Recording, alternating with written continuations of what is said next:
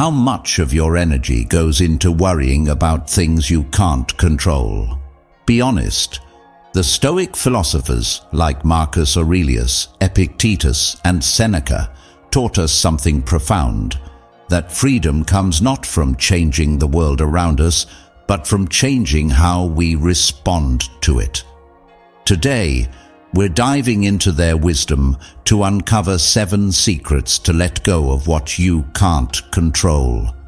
Trust me, these lessons are as relevant now as they were 2,000 years ago. Number 1. Understand the dichotomy of control. Epictetus, who is considered to be one of the most prominent Stoic thinkers, made the following statement: "Some things are up to us, and some things are not." One of the most fundamental aspects of Stoic philosophy is this contrast, which is both straightforward and profound. We learn to differentiate between the things that we have control over, such as our thoughts, actions and reactions, and the things that we do not have control over, such as the actions of other people, the weather, or the events that have occurred in the past. Consider the situation. The amount of your energy that is eaten by things that you just cannot control is exactly how much. The cycle of trying to exert control over something that cannot be controlled affects each and every one of us. We obsess about things that are beyond our control. We play back mistakes from the past in our brains as if we can somehow change them, or we worry about how other people view us. Unfortunately, there are a number of things that we simply are unable to control. You are unable to control the weather, for instance. You have no control over the acts, attitudes, or views of other people. You take responsibility for them. To answer your question, absolutely. Even the past is something that you can never change. You do not have to exert control over everything, which is a wonderful thing to consider. You simply need to exercise control over the things that are under your control. Now, let's take a step back and be honest. Attempting to solve something that is absolutely beyond your power is undoubtedly something that you have done for a considerable amount of time, possibly even for several days.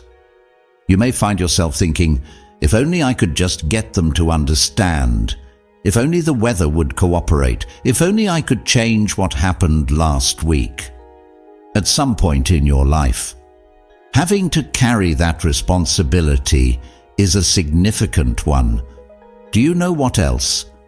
How much of your energy is being wasted on things that are beyond your control?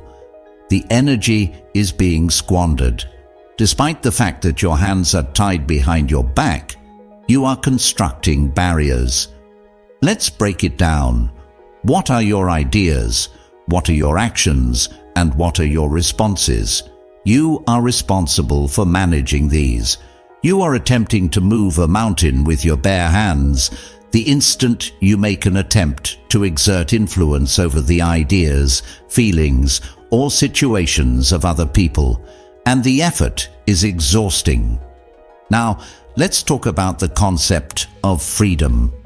Freedom is the state that one attains when they give up trying to exert control over everything. When you come to terms with the fact that the things that are beyond your control are the things that are simply beyond your control, you are going to be astounded by how much lighter you suddenly feel. Suddenly, the consistently high level of tension begins to subside. This freedom is achieved by concentrating on the things that are under your control, your way of thinking, your responses, and the decisions you make. You should consider them to be the only instruments that you actually possess. You have the ability to mold them. It is as if you suddenly unlock the power to impact your reality when you aim your energy toward these things. This is not because you are able to control everything, but rather because you are able to choose how you react to anything. It is as if you are switching a mental switch when you accept the dichotomy of control. Here is the secret. Feelings of being overpowered by the unpredictability of life give way to feelings of empowerment when you come to the knowledge that there is only a specific amount of things that you need to be concerned about. Consider anything that has been weighing on you, something that has been giving you tension, anxiety, or aggravation. Take a moment right now and think about this issue to yourself. Consider the following question.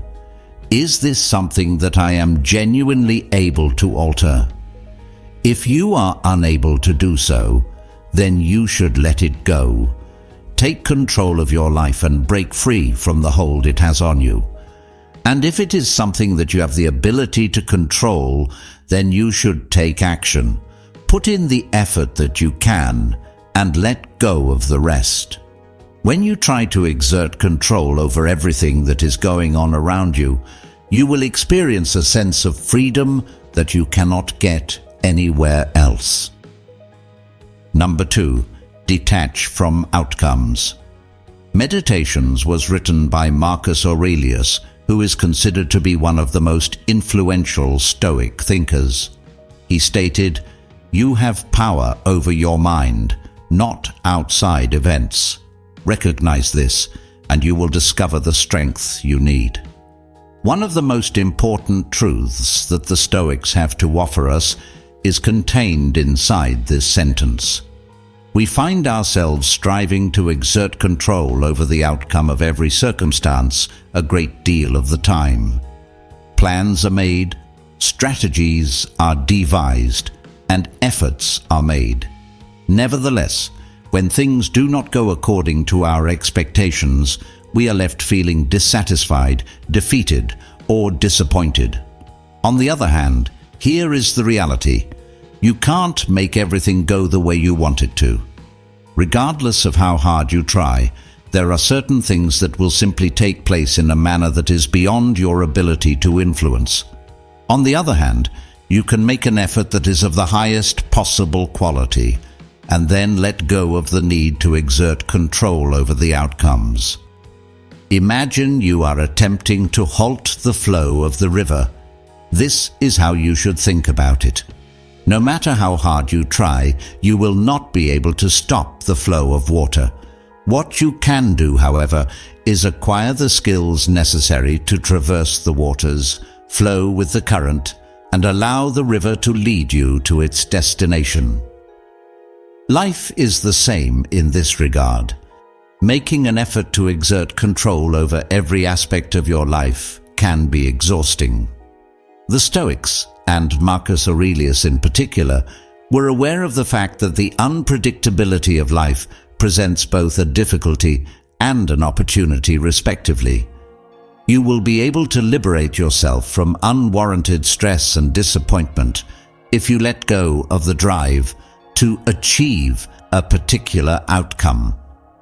You grant yourself permission to simply be, and you have faith that the efforts you put out will bring you to the goals you have set for yourself.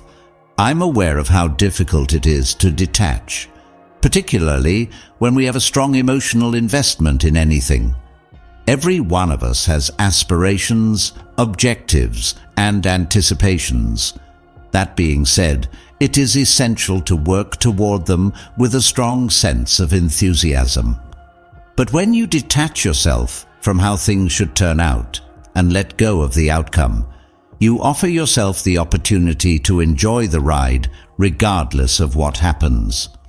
An additional Stoic philosopher named Seneca made the following statement: "It is not that we have a short time to live.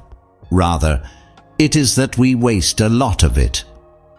We waste time in a number of ways, one of which is by being preoccupied with the consequences of situations that are beyond our grasp. We allow ourselves to become preoccupied with the future rather than concentrating on the present now. When you find that you are fixating on a certain result, whether it be a job interview, a relationship, or a personal goal, you should ask yourself, Am I focusing on the effort, or am I focusing on the outcome? You are only able to exert control over the effort that you put forth. Is that all? To the universe, that is up to them. The fact that you have goals and dreams does not mean that you should not have them. Without a doubt, you ought to. What this means is that the key to achieving peace lies in the manner in which you pursue those objectives. Do you cling to them firmly, causing yourself to worry about every small aspect and the outcome? On the other hand, do you gently hold them while going about your business and allowing life to develop as it will? Once you have learned to let go of the demand for definite outcomes, you will start to enjoy the process of living, which is the beauty of uncertainty. As time goes on, you begin to have faith that everything is transpiring precisely as it was intended to.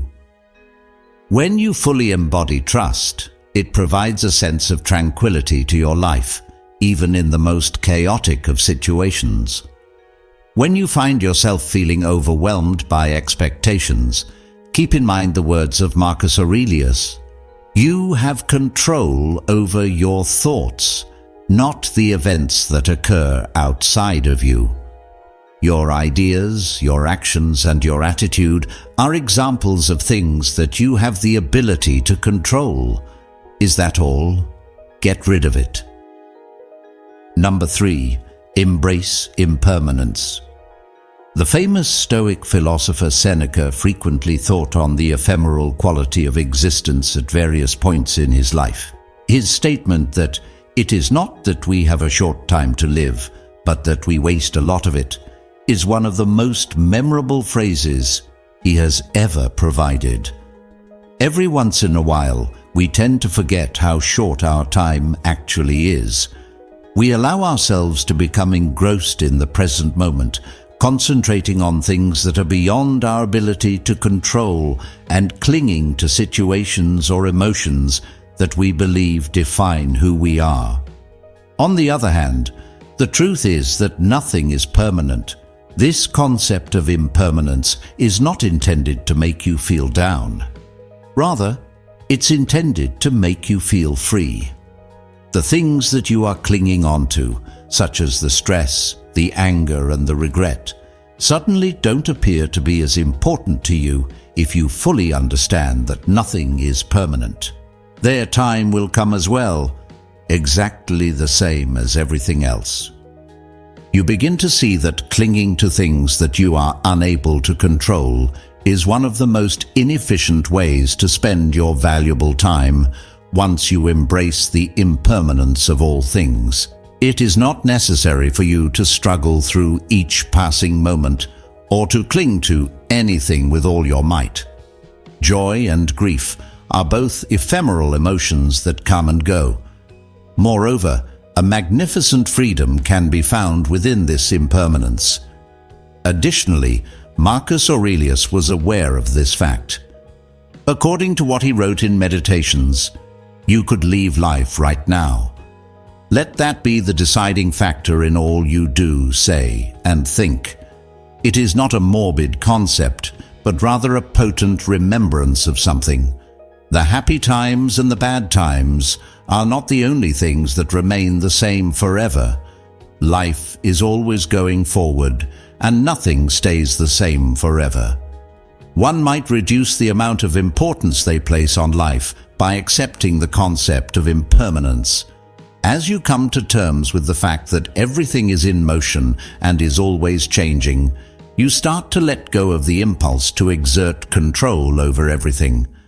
This is a waste of energy because it is a battle to hang on to things, whether it be a perfect moment or a flawless outcome.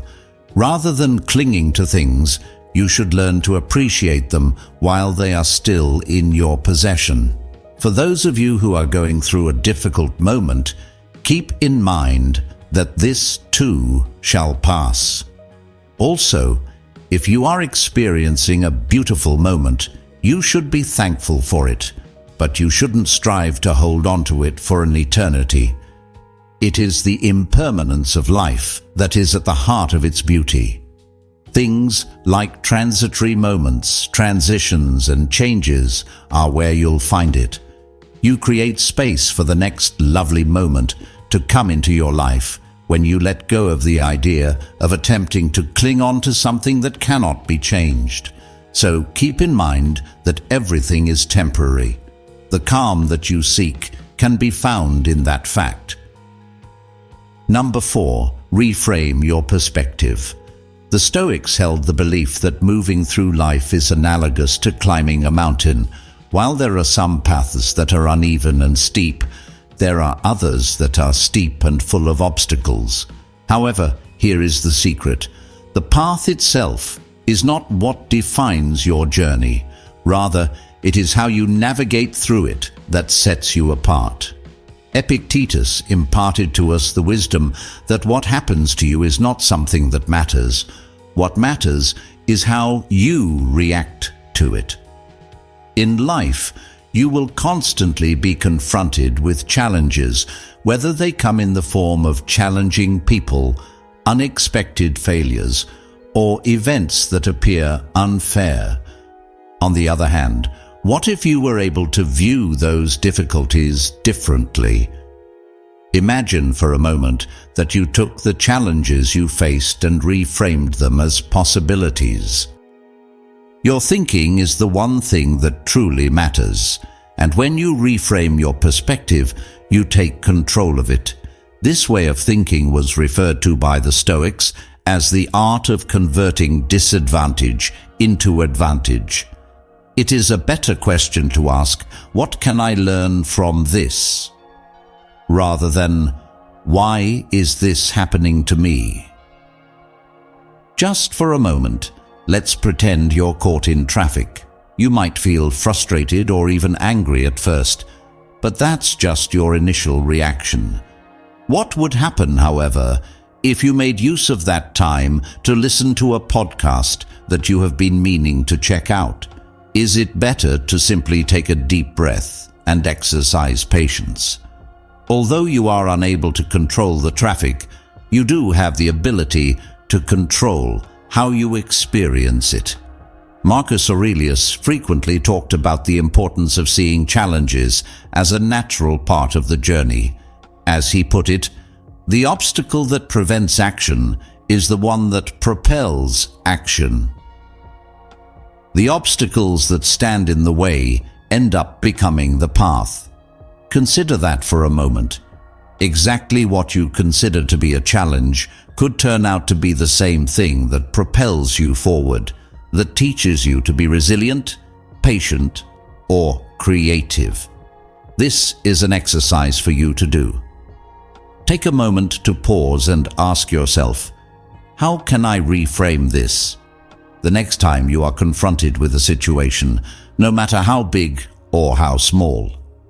The issue may be pointing out to you a particular area in which you have room for improvement. It is possible that it is enlightening you about aspects of yourself that you were previously unaware of. It could also be that it is merely a gentle reminder to slow down and reevaluate the things that are most important to you. Your perspective is the most powerful instrument at your disposal. You will begin to view life not as something that is happening to you, but rather as something that is occurring for you once you have learned how to reframe the obstacles we face. It is possible for one alteration in mentality to change everything. Always keep in mind that every challenge is an opportunity to advance further. Even the most difficult path can lead to something spectacular if one has the appropriate perspective on it. Therefore, the next time life presents you with a challenging situation, the best course of action is to not simply react. Now pause, try rethinking, and ask yourself, how might this contribute to my personal development? I say this because there are occasions when the most difficult ascent results in the most spectacular vista. Number 5. Practice negative visualization. Despite the fact that it may appear paradoxical, one of the most effective Stoic practices is to visualize the worst possible outcome. Marcus Aurelius termed it premeditatio malorum, which literally translates to the premeditation of evils.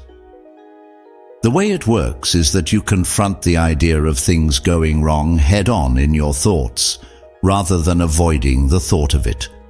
You visualize difficulties or losses that you might encounter, such as being fired from your work, being rejected, or even losing a person you care about. The question that you could be asking yourself right now is, why would I want to dwell on such negative things? The Stoics, on the other hand, were not about taking refuge in dread. The fact that you are able to imagine these possibilities allows you to accomplish two very crucial things. You begin by mentally and emotionally preparing oneself. In the event that the worst does occur, it will not overwhelm you like a freight train. You have already given it some thought, experienced it, and entertained the idea of how you would react to it. In the second place, it helps you appreciate what you already have in your life. When you stop to consider the possibility of losing anything, such as your loved ones, your home, or your health, you begin to realize how valuable those things are. Seneca phrased it very eloquently when he said, "He robs present ills of their power, who has perceived their coming beforehand." The act of seeing difficulties does not make them materialize. Simply put, it helps you create resilience so that you are prepared for whatever comes your way. Putting this into practice can be done in a practical manner by setting aside some time every day to write down a what if. What would you do if you were fired the next day? What if a project that you care about was unsuccessful? Exactly what would you do? Write down your ideas and make a plan for how you will react. While you practice this, you educate your mind to be flexible, inventive, and peaceful, even while you are going through stressful situations. To develop a negative or scared outlook is not the objective. Recognizing that life is unpredictable and being able to address that unpredictability with power and clarity are both essential components. When you engage in negative imagery, you are not anticipating the worst. Rather, you are preparing yourself for the worst, while also appreciating the present moment even more. Tonight, give this exercise a shot. Turn on a candle, take a few slow, deep breaths, and think about the things that are most important to you. If you could imagine a world in which it no longer exists, you would not be able to experience sadness, but rather nurture thankfulness and strength. Because when you are ready for the difficulties that life throws at you, you don't just make it through them, you grow as a result of them. Moreover, this is the essence of what it is to be resilient. Number 6. Build a daily letting go practice. Reflection on a daily basis was a powerful tool, according to the Stoic philosophy. In his private writings, which we now refer to as meditations, Marcus Aurelius took the time to remind himself on a daily basis of the fleeting nature of life and the advantages it granted. When you wake up in the morning, think about what a luxury it is to be alive, to think, to enjoy, and to love. This is one of the most profound thoughts that he has ever offered. The notion is straightforward, yet profound. By establishing a daily routine for letting go, you can free yourself from the load of the things that are weighing you down from the inside out. To put it another way, think of it as cleaning away emotional clutter, making place for growth, thankfulness, and emotional calm. In order to get started, you need make it a habit to engage in some self-reflection at the end of each day. Determine one item that you are prepared to let go of, whether it be a resentment, a fear, or even just an unhelpful thought that has been playing over and over in your conscious mind. Keep a record of it. The topic at hand is not limited to writing. It is about recognizing what is preventing you from moving forward and making the decision to let go of it. This straightforward action will, over the course of time, rewire your mind to concentrate on what is genuinely important. Your ability to be at peace, your progress, and your independence from control that is not necessary. There are also other rituals that some individuals believe to be helpful. A brief meditation session in which you visualize yourself releasing stress with each breath might be more appealing to you. Alternately, you may light a candle as a metaphor for letting go of something. The key is consistency, which means making this practice into a habit that you do on a daily basis by grounding yourself. Keep in mind that letting go is not a one-time event. Rather, it is a recurring practice. When you make this a daily habit, you create a space in which you may process, let go, and move forward with a lighter heart. Life will continue to present you with problems, regardless of how you choose to respond to them. Consequently, as the day draws to a close, now is the time to meditate by either picking up a pen or closing your eyes. Give some thought to the things that you wish to let go of, and then let them go, for the simple reason that letting go creates room for something more significant to come into your life. Number 7, find joy in the process. Finding joy and beauty in the process of living is at the core of Stoicism, which is not only about enduring life's challenges. When he remarked, "Dwell on the beauty of life," Marcus Aurelius put it in a very accurate way. When you look up at the stars, you should imagine yourself jogging with them. Letting go of things that you are unable to control is not only about relieving stress or anxiety, it is also about making room for new experiences and opportunities. Let there be room for thankfulness, freedom to experience joy, a place to take note of the insignificant details that contribute to the amazing nature of life. When was the last time you took a moment to pause and feel gratitude for the things that are all around you? A grin from a person who is well loved. It is the feeling of the sun's warmth on your face. I could hear the sound of laughter reverberating in the distance. To be able to live our lives to the fullest, these are the moments that serve as a reminder of why we let go. Taking 5 minutes out of each day to concentrate on something good that is happening in your life is a technique that you can try. It doesn't have to be significant or profound in any way. The scent of your morning coffee, the way your favorite sweater feels on your skin, or the way the sunlight dances over your home could all be examples of this. The Stoics were aware of the fact that embracing life rather than trying to control it is the path to joy.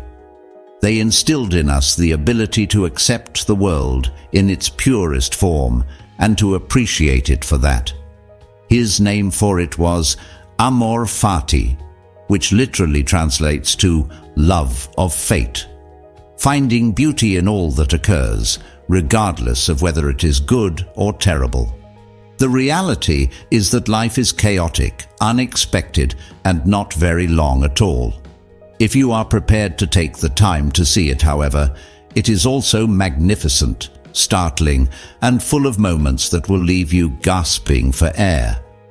Consequently, today is the day to let go of the impulse to control every outcome. Instead, you should make room in your heart for the beauty that is already present.